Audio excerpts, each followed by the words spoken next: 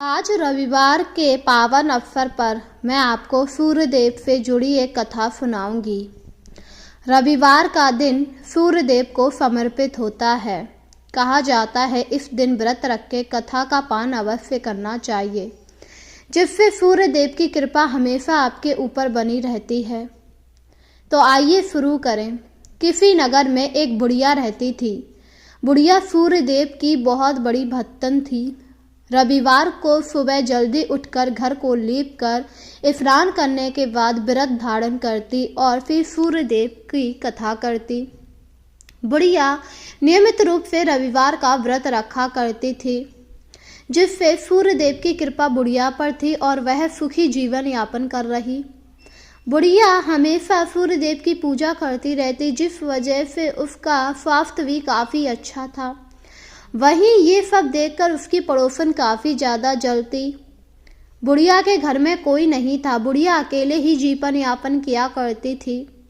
इसीलिए पड़ोसन सोचती, बुढ़िया अकेले होने के बाद भी इतनी स्वस्थ और इतनी सुखी कैसे है।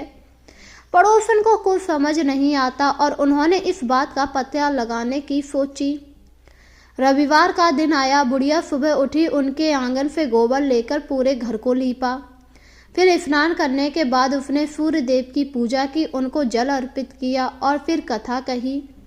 यह सब देखकर उस पड़ोसन को समझ आया कि ये सब सूर्यदेव की कृपा है और उसने सोचा वह बुढ़िया को व्रत करने ही नहीं देगी। अगला रविवार जब आया तो उसने देखा पड़ोसन की गाय अंदर बंधी हुई थी।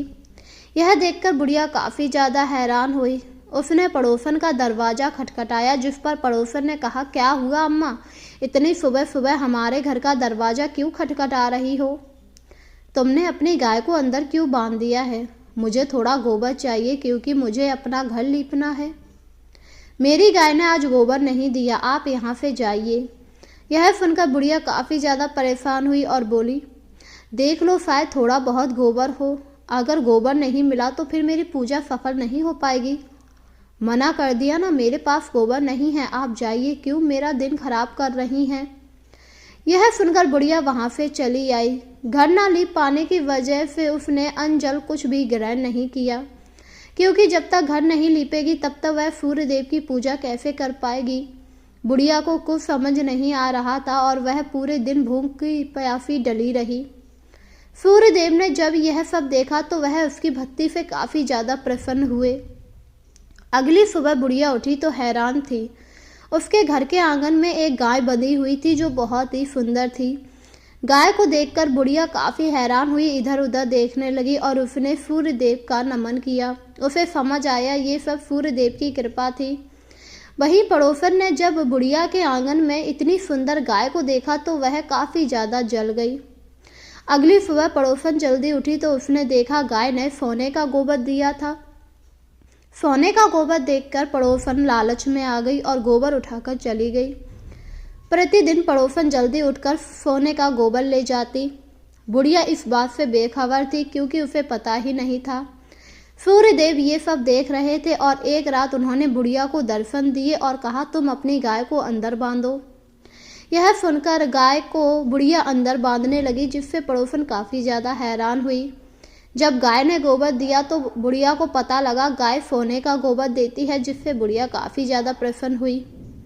पड़ोसन अब बुढ़िया से काफ़ी ज़्यादा जलने लगी थी, क्योंकि उसे पता था अब बुढ़िया बहुत ज़्यादा अमीर हो जाएगी, क्योंकि उसके पास सोने का गोबर देने वाली गाय थी।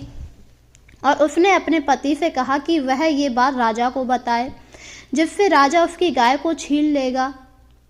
पति अपनी पत्नी की बातों में आ गया और राजा के पास पहुँच गया। राजा के पास आने पर उसने राजा को सारी बात बताई, जिसे सुनकर राजा काफ़ी हैरान हुआ। उसे तो यकीन ही नहीं हो रहा था कि भला ऐसी भी कोई गाय हो सकती है।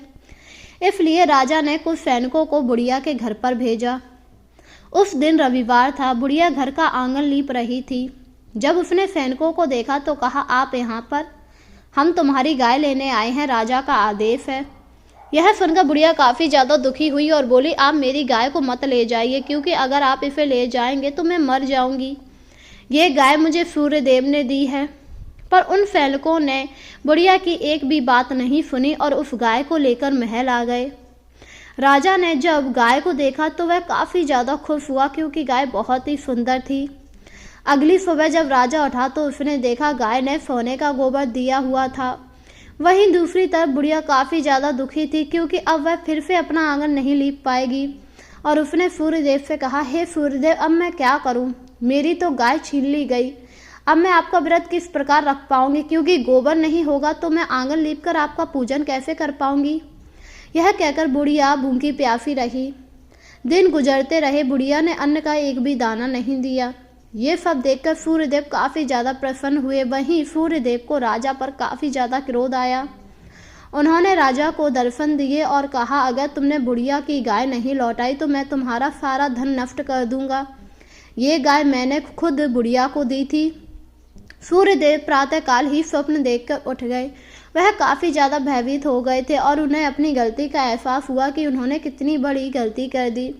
सुबह ही उन्होंने गाय को बुढ़िया के घर भेज दिया और उसे बहुत सारा धन भी दिया, जिससे बुढ़िया काफ़ी ज़्यादा खुश हुई। इसके बाद राजा ने उन दोनों पति पत्नी को बुलाया और उनसे कहा, तुम्हें जब ये बात पता थी तो तुमने इतना बड़ा पाप मुझसे क्यों करवाया? तुम बुढ़िया से जलते हो, इसलिए तुम्हें सजा दी जाएगी। यह कहकर राजा ने उन दोनों को कारावास में डलवा दिया, जिससे वह लोग काफ़ी ज़्यादा दुखी हुए और अब बुढ़िया काफ़ी ज़्यादा खुश थी। कारावास में वह लोग अपने कर्मों को दोष दे रहे थे। उन्हें कुछ समझ नहीं आ रहा था कि वह यहाँ से कैसे निकले। तब पत्नी को याद आया, बुढ़िया हर रविवार को सूर्यदेव का व्रत किया करती थी और उसने अपने पति से कहा, ये सब सूर्यदेव के प्रकोप की वजह से हुआ है। हमें सूर्यदेव से माफ़ी मांगनी चाहिए, जिससे सब कुछ ठीक हो जाएगा। ठीक है, हम लोग हर रविवार को सूर्यदेव की पूजा किया करेंगे। वैसे भी कुछ दिनों बाद रविवार आएगा, हम यहीं पर पूजा करेंगे। इस प्रकार उन्होंने रविवार वाले दिन व्रत रखा और सूर्यदेव की पूजा की, जिससे सूर्यदेव काफ़ी ज़्यादा प्रसन्न हुए और उन्होंने राजा को फिर स्वप्न दिया और कहा कि इन दोनों को छोड़ दिया जाए क्योंकि ये लोग अपने पाप से मुक्त हो गए हैं। राजा ने सूर्यदेव की बात सुनी और उन दोनों को आज़ाद कर दिया, जिससे वह पति पत्नी काफ़ी ज़्यादा खुश हुए। कारावास से आने के बाद उन्होंने बुढ़िया से क्षमा मांगी और कहा, हमें माफ़ कर दीजिए। हमें पता लग गया है कि आप सूर्यदेव की बहुत बड़ी भक्तन हैं। यह सुनकर बुढ़िया काफ़ी ज़्यादा खुश हुई और बोली, ये सब तो सूर्यदेव की कृपा है। तुम भी सूर्यदेव की पूजा किया करो, जिससे तुम पर भी सूर्यदेव की कृपा होगी। यह सुनकर वह दोनों काफ़ी ज़्यादा खुश हुए और उस दिन से वह लोग हर रविवार को सूर्यदेव का व्रत रखकर पूजा पाठ करने लगे। वहीं कथा का पान करते थे, जिससे उनके ऊपर भी सूर्यदेव की कृपा हुई। इस प्रकार रविवार वाले दिन जो भी सूर्यदेव को जल अर्पित करके व्रत रखता है तथा उनके कथा का पान करता है, इससे सूर्यदेव की कृपा हमेशा अपने भक्तों पर बनी रहती है। तो बोलो जय सूर्य नारायण।